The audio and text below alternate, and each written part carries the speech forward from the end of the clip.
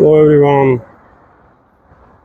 3rd of July, 7 o'clock in the evening Moscow time, and second news update for our Patreon and Boosty communities. Some fragments of this update probably I will post on YouTube and Rumble too as a sort of advertising for Patreon, for my Patreon and Boosty pages. I hope you have no issues with that. And yes, there is quite a number of news that I bookmarked for tomorrow's live stream, and I will share this news. And also, while I will walk around the city, I will make some videos here and there, and I will add those fragments through. So it's gonna be like news update and also random stuff.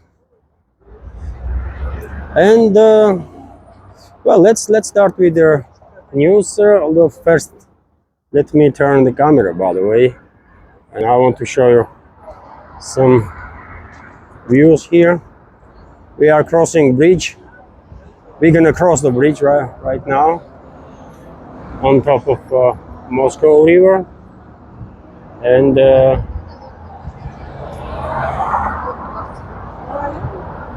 as you can see, dear friends, weather is good finally, and there is many people walking around enjoying themselves, locals and the tourists.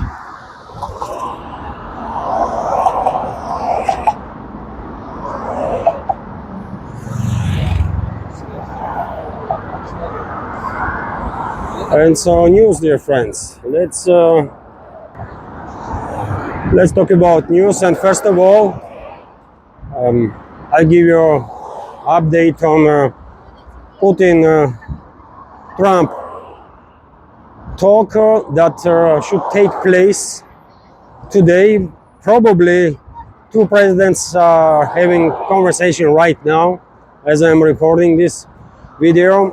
I just checked a couple of minutes ago media outlets and Telegram channels, and there was no report about this conversation being finalized.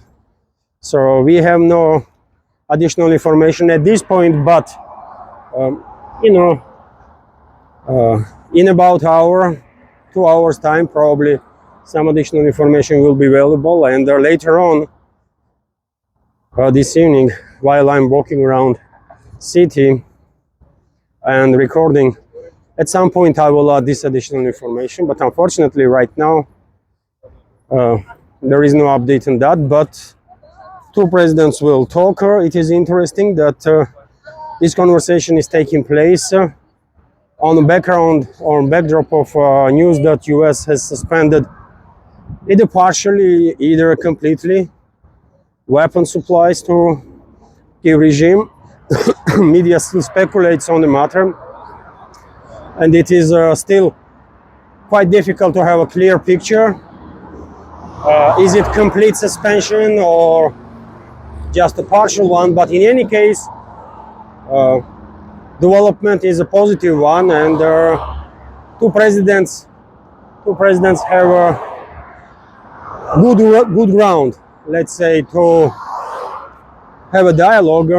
Hopefully this conversation will lead towards the escalation. We will see. We will find out in near future. And also reports are coming in that tomorrow Trump will have a phone conversation with Zelensky, leader of Western-backed terrorist regime in Kiev. And I guess whatever preliminary agreements Putin and Trump might reach today will be at least partially shared with Zelensky tomorrow by US President. Let's see how it will go. Meanwhile, let me share some more news, and Unfortunately, today media outlets reported that Deputy Commander, excuse me, Deputy Commander-in-Chief of the Russian Navy, Major General Mikhail Gudkov, died in Kursk region. Primorye Governor Oleg Kozhemyako reported about this on his Telegram channel. Tragic news.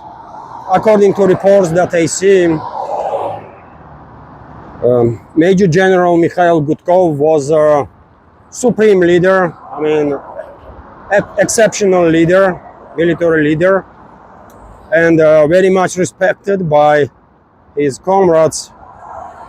He was, according to some reports that I see, he was leading Marine forces, and based on unconfirmed information, officially at least, he died as a result of Kiev regime's strike, or let's say NATO strike in the Kursk region, because I have no doubts that our intelligence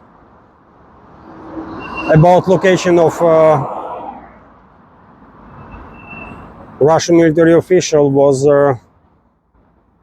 received by Kiev regime from London, from UK. I have no doubts about it, and every single day, by the way, we have more and more reports.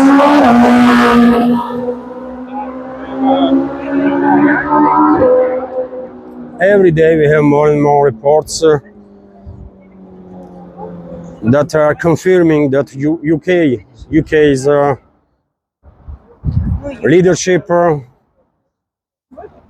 aristocracy, and political class that they control, and obviously UK's intelligence and militaries are on offensive against Russia, and this will definitely lead, I think, if London will not stop immediately this unacceptable behavior of British leadership, will most likely lead to some very dire consequences for UK.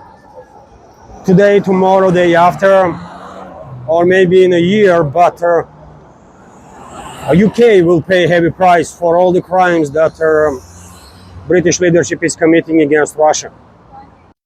Just checked media outlets and Telegram channels for possible additional information on Putin and Trump talk, but there is nothing yet. Quite a longer conversation between the presidents. Probably it will last more than 2 hours. Let's see. Meanwhile, let's continue with some more news. Well, next news is from Poland. As I said, dear friends, I will share with you news without any particular order, in a very way that I bookmarked them. So next news is from Poland, where defense minister actually sort of criticized the president of Poland and began lecturing him how to behave in regards to Russia, in regards to Ukraine, and so on. Strange developments. For such behavior, well, defense minister should be fired immediately. But I don't know. Maybe it's okay for Poland, right? So news is that Poland must continue to support Kiev to prevent pro-Russian forces from coming to power. Polish defense minister Władysław Koźmiak-Kamysz stated, he noted that the change in sentiment in Ukrainian society from an orientation towards Warsaw and Washington to Moscow remains a hypothetical but very dangerous scenario for Poland. Koźmiak-Kamysz also emphasized that the victory of pro-Russian candidate in the presidential elections in Ukraine would be a worst possible development for the Polish state. The head of Polish Defense Ministry added that any assistance to Ukraine's rapprochement with Russia would cause great harm to Poland's security. According to him, he hopes that the newly elected president of Poland, Karol Nawrocki, will reconsider his views on Ukraine. Okay, man. As I said, maybe it is okay in Poland when defense minister is sort of lecturing president what to do when and why. But in general, this is not okay. And Polish defense minister should be fired immediately for making such crazy statements. But you know, collective West here is turning into some sort of circus nowadays, isn't it? And therefore, nothing should be as surprising, really, for any of us, right?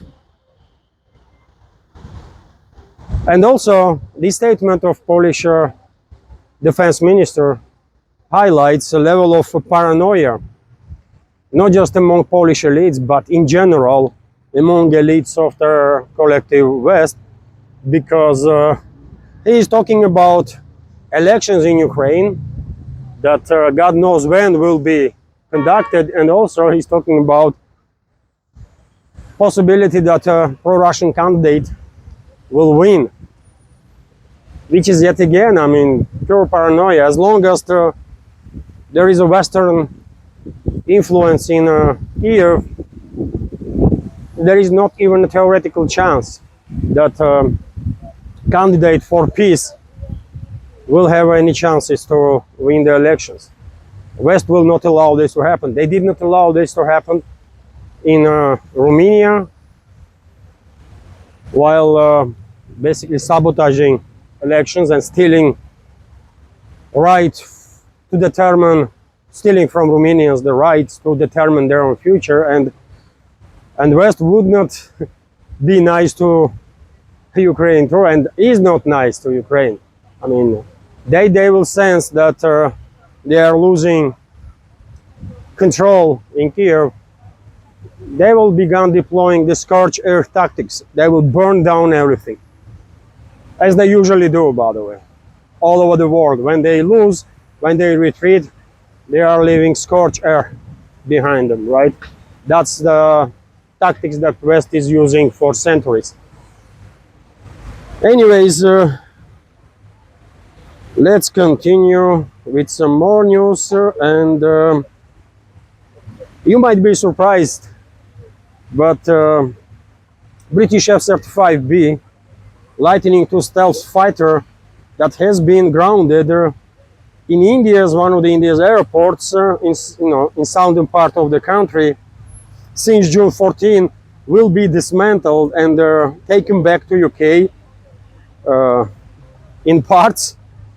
The News 18 website reported citing Indian government sources, and well, this is quite humiliating, isn't it, for British Navy. This plane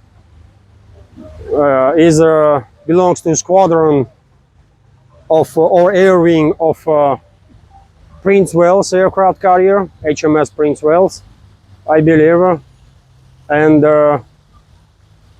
for quite a while now this plane is stuck in India, and British experts, if there are any, that really knows what to do with F-35s, they are unable to resolve whatever issues this plane is facing, so that they're going to dismantle it, and probably that plane will go for parts, for spare parts. And the information, by the way, is not just humiliating for British Navy for obvious reasons, but also I think this information is quite a confirmation of what I was saying about Western military equipment in general. They are over-engineering stuff, and as a result, this Western equipment, more often than not, are just not really battle-capable or battle-ready. Due to this over-complicated engineering, and F-35 is a primary example of that, isn't it? And I did explain why Western military industrial complex is doing this, why they are over-engineering military equipment. I mean, they are making much more profits from servicing this equipment, because more you over-engineer stuff, there is more possibility that something will break down and maintenance will be needed. So military industrial complex makes more money on servicing this equipment than by selling it, right? And the F-35 is such a good example of this, isn't it? It's a total garbage, but still, by the way, the US produced hundreds of these planes while enriching military industrial complex, and will continue to build, although numbers are decreasing, by the way. Probably US Navy, US Air Force had enough of this crap plane, and they are decreasing orders, actually, and probably Pentagon will focus more on F-16s and F-15s while waiting for promised F-47 6th-gen fighter jet that Boeing should build. And when Boeing gonna build something, you know that it's gonna be crap, right? So Pentagon might wait for another, I don't know, 2 or 3 decades before anything more or less adequate comes out from Boeing for US militaries. Maybe I am too critical of that company, but come on, they barely are able to build their passenger planes, by the way. And even then, people when buy tickets, probably all over the world are checking, is it Boeing or Airbus or something else? If it's a Boeing, I'm quite sure many people are returning tickets because they just don't want to fly on Boeing, by the way. I will do this. I don't want to fly on Boeing, by the way. Nah, So, anyways, quite a stuff with this F-35, isn't it? A few more news. We have a report from TASS News Agency, which is based on Defense Ministry's today's update, that during the previous 24 hours, Kyiv regime forces on the line of contact lost more than 1,300 military personnel killed and wounded. Also,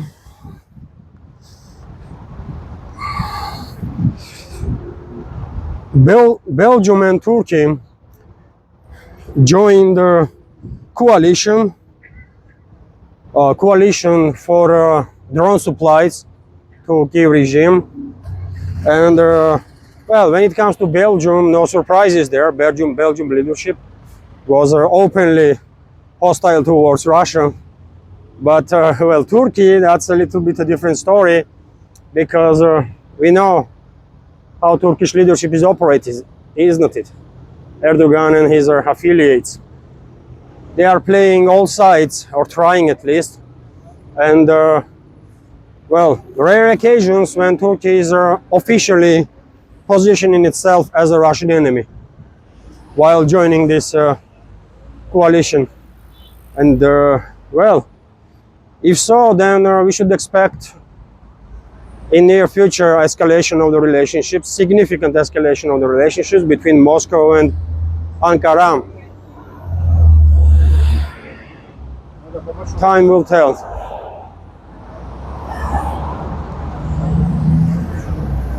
And a couple of more news. Also, Denmark is making headlines here in Russia because leadership of this country pushes to suspend Hungary's EU voting rights. So I guess Budapest has to deal now with Danish leadership too. Probably Hungarian leaders are so sick and tired of this, of their so-called European partners, by the way. It's crazy. And let me cross this street, dear friends, and I will check media for possible update on Trump-Putin conversation. If there is anything, I will give you information right now. And if not, then I will end the news segment, first part of the news segment now, and later on, as I said, while walking around the city, I will constantly monitor media, and if any major news, I will add those news too. So now let's check. Let me check media if there is any update. So, okay, we have some information about Putin-Trump talks. DD Geopolitics, by the way, I opened DD Geopolitics channel on Telegram, and this is the post here. Putin informed Trump about the progress of the Istanbul agreements between Russia and Ukraine. Ushakov reported. Ushakov is, of course, Yuri Ushakov, aide of Russian President Trump, in a conversation with Putin, again raised the issue of the swifter conclusion of military actions in Ukraine, stated Ushakov. So Trump spoke about this 30-day ceasefire, I guess, once again, although he knows perfectly well this is unacceptable for Russia. Any temporary solutions are unacceptable for Russia because Russian enemies will use it against us, right? So there's gonna be no temporary ceasefire. I think so. Also, Putin conveyed to Trump that Russia continues to seek a negotiated resolution to the Ukrainian conflict. The president also informed Trump that Russia will not give up on addressing all the root causes of their ongoing confrontation, Ushakov said. So yes, Putin, during the conversation, make it clear for Trump that these temporary solutions are unacceptable and Russia will seek final resolution of the conflict, which means root causes have to be and will be addressed one way or another. So this is what is available now for this moment about this topic.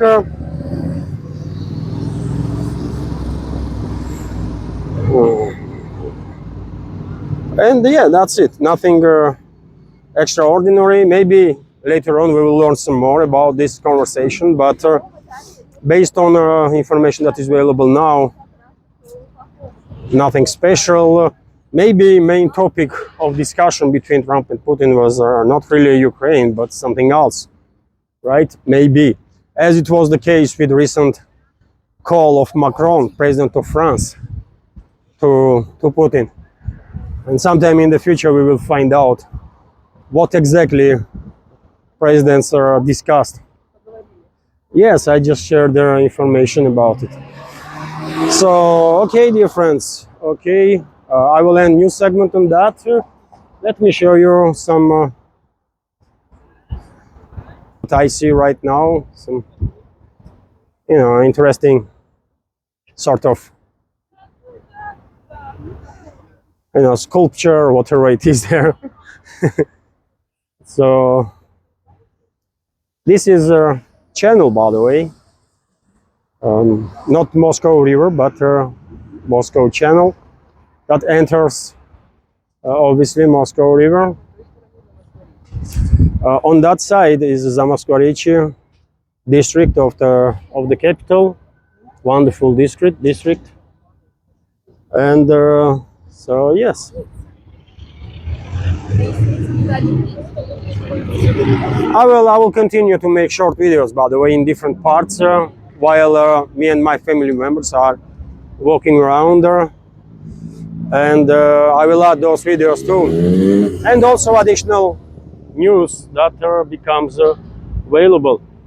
For now, I guess this is it.